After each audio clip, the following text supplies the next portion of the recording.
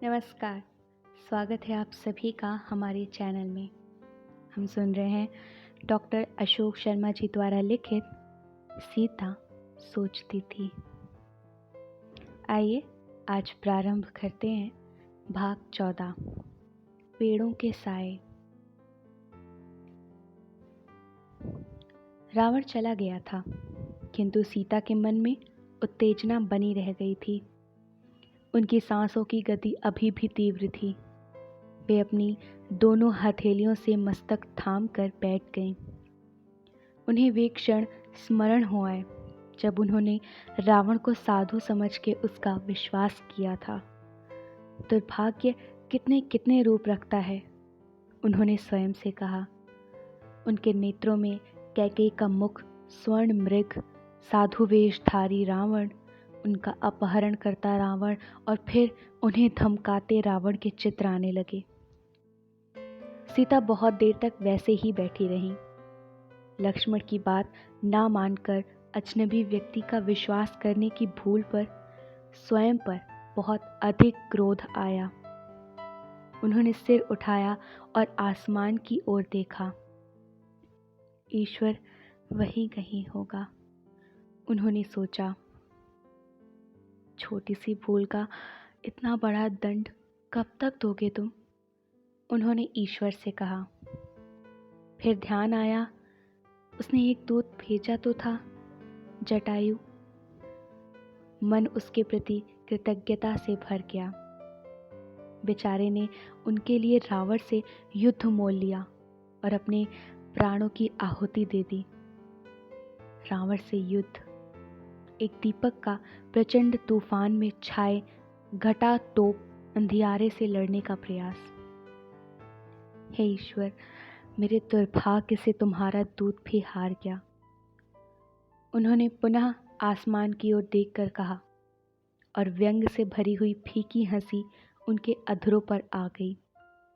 फिर उन्होंने अपनी देह की ओर देखा, पैरों पर दृष्टि डाली, हाथ सामने किए। यह सब मिट्टी ही तो है, उन्होंने सोचा। रावण 1 माह के बाद इसे मिट्टी में मिला ही देगा तो क्या। पर राम के प्रति मोह फिर जागृत हो उठा। जीवन रहते एक बार उनके दर्शन हो जाते। चलो, रावण को मिटा लेने दो यह देह, किंतु आत्मा तो वह कभी नहीं मिटा पाएगा। वह तो सदैव राम के चरणों में रहेगी ही, उन्होंने स्वयं से कहा। तभी उन्हें कुछ राक्षस स्त्रियों के जोर जोर से खिलखिलाकर हंसने की ध्वनियां सुनाई पड़ी। विचारों का प्रवाह टूट गया।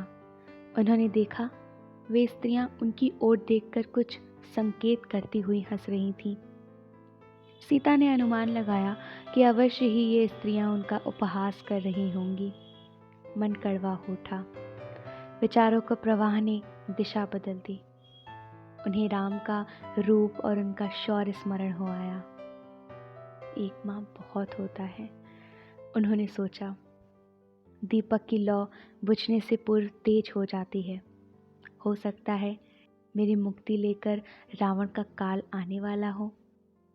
और इस विचार के साथ ही उनके मन में संबल संचरित हो उठा। तभी उन्हें उन स्त्रियों के मध्य त्रिजटा दिखाई दी। शायद अभी आई थी। उसके हाव भाव से लग रहा था कि वह उन स्त्रियों को कुछ बता समझा रही थी। उनसे क्या कह रही होगी ये, उन्होंने सोचा, और आश्चर्य से देखा कि वे स्त्रियां दूर से सीता को प्रणाम कर करके वापस जा रही थीं।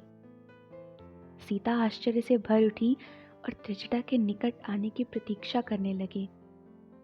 कुछ शुभ लगता है, उन्हें लगा।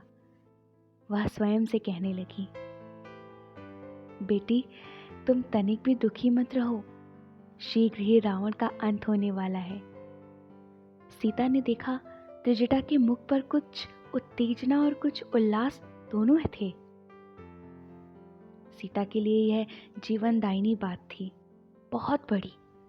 उनके नेत्रों के सामने रावण फिर घूम गया। माँ, कैसे? उन्होंने हर्ष मिश्रित आश्चर्य से पूछा।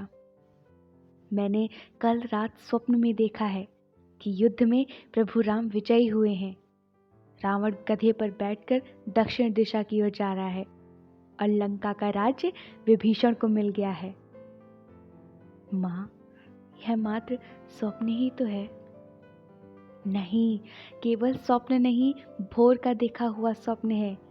लोग कहते हैं भोर के देखे स्वप्न सच होते हैं, और फिर मेरी आत्मा भी कह रही है कि यह केवल स्वप्न नहीं, भविष्य की आहट है। माँ, कहते हुए सीता ने त्रिजटा का हाथ पकड़कर अपने मस्तक से लगा लिया। आपने देह में प्राणों को लौटा देने वाली बात बताई है। मैं आपका ऋण जीवन भर नहीं उतार सकूंगी। ऐसा मत कहो बेटी, तुम राजरानी हो और राजरानी ही रहोगी, त्रिजटा ने कहा, और फिर अच्छा मैं चलूं कहकर वापस हो ली। अवश्य ही इसने उन राक्षस स्त्रियों को भी यही स्वप्न बताया होगा, तभी वे उन्हें दूर से ही प्रणाम कर करके लौट गईं। फिर भी इसे त्रिजटा से जानने की इच्छा हुई। उन्होंने कहा, माँ, बस कुछ पल और। जाती हुई त्रिजटा लौट पड़ी। बोल बेटी, उसने कहा। उन राक्षस स्त्रियों से भी आप यही बता रही थी क्या? हाँ, तो चिंता मत कर, खुश रह, बस सब अच्छा ही होगा। समय बदलते देर नहीं लगती है बेटी, किंतु अब मुझे जाने दे, त्रिजटा ने कहा। जाइए माँ। सीता का दुख और क्रोध से भरा मन शांत हो चुका था। वे नेत्र बंद करके बैठ गईं। क्या सचमुच शीघ्र ही उनकी इस नर्क से वापसी होने वाली है? यहाँ रावण की कैद में रहते उन्हें 1 वर्ष से कुछ अधिक ही हो गया था। रावण की मृत्यु क्या सचमुच निकट आ चुकी है? जैसे बहुत से विचार उनके मन में आने लगे थे। रावण की बात मन में आते ही उसके घायल और मृत शरीर का चित्र उनकी कल्पना में आ गया। मन बड़ा अजीब सा हो गया। फिर साथ ही मन में प्रश्न उठा, और मंदोदरी, रावण की मृत्यु के बाद उनका क्या होगा? मंदोदरी मैदानव और हेमा नामक अप्सरा की कन्या थी। उसके जन्म के बाद ही हेमा अपने पति मय को छोड़कर इंद्रद्युम्न नामक देवता के साथ चली गई थी। मंदोदरी बिना माँ के पली बढ़ी और बड़े होने पर उसके पिता ने उसकी इच्छा अनिच्छा की परवाह किए बिना उसे रावण को सौंप दिया। इस मंदोदरी के जीवन में रावण से विवाह के पश्चात उसकी माँ हेमा एक बार पुनः तब आई जब रावण अपना विजय रथ लेकर निकला और वरुणा लोक तक पहुंच गया। रावण की सेना और वरुण लोक के निवासी वारुणियों के मध्य भयंकर युद्ध हुआ। इंद्रद्युम्न भी वरुण्य ही था। वारुण्य रावण के सम्मुख टिक नहीं सके, मारे गए या पलायन कर गए, किंतु इंद्रद्युम्न ने हार नहीं मानी। उसने और रावण ने एक दूसरे पर अत्यंत घातक अस्त्रों का प्रयोग किया, किंतु रावण ने जब उसकी छाती पर शक्ति प्रहार किया तो वह उसे सहन नहीं कर सका, गिर पड़ा। रावण ने गिरते हुए इंद्रद्युम्न पर तब तक प्रहार करना जारी रखा जब तक वह मर नहीं गया। इसके बाद रावण ने हारे हुए वारुणियों से छीनकर हेमा को बंदी बना लिया और वापस आकर उसे उचित दंड देने के लिए अपने ससुर अर्थात मंदोदरी के पिता मय को सौंप दिया। मय प्रतिशोध से भरा हुआ था और हेमा बहुत घबराई हुई थी। वह जब मय के सम्मुख लाई गई तो हेमा को देखकर मय का हाथ अनायास ही अपनी कमर पर बंधी कटार पर आ गया। संभवतः वह उसके वध का निश्चय करके ही आया था, किंतु हेमा के सम्मुख आते ही वह उसके अभी भी वर्तमान वैसे ही रूप और यौवन को देखकर आश्चर्य में पड़ गया और कुछ पलों तक उसे निहारता ही रह गया। कटार से उसकी पकड़ ढीली पड़ गई।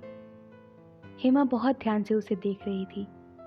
स्त्री सुलभ बुद्धि से उसने मय के मुख पर आए परिवर्तन को बहुत कुछ पढ़ लिया।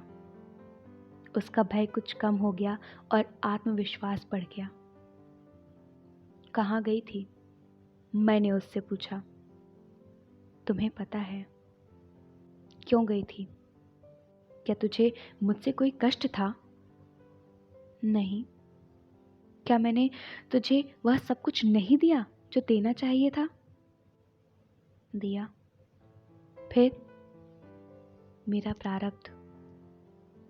हेमा के इस उत्तर से मैं का क्रोध कुछ और कम हो गया। अब? उसने कहा, जो तुम चाहो। कुछ देर के ऐसे ही वार्तालाप के बाद अपने सौंदर्य, बुद्धि और वाक चातुर्य के बल पर हेमा ने मैं के क्रोध को पिघला दिया और मैं एक बार पुनः उसके वश में हो गया। इस सारे प्रकरण में मंदोदरी की भूमिका मात्र एक दर्शक की रही, पर इसने जिस पीड़ा को वह भूल चुकी थी उसे पुनः हरा कर दिया। वस्तुतः उसकी चली तो नहीं, किंतु उसने अपनी माँ के द्वारा पुनः उससे संबंध बनाने के सारे प्रयासों को विफल कर दिया। बेचारी मंदोदरी, सीता के मन में आया।